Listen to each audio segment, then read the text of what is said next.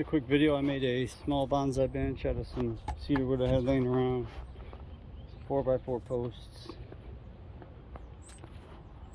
It's 4 feet long because I only have one 2x4. And I didn't feel like buying anything to make this project. I had these scrap pieces 4x4 from when I made those walls over there.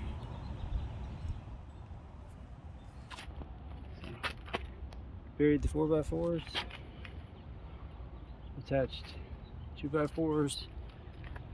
When I was making this, I used this board for spacing, used this board to line up the ends, had a 4x4 in the middle, made the top, then I just screwed it on, and I put a level on top, screwed it in and made sure it was level.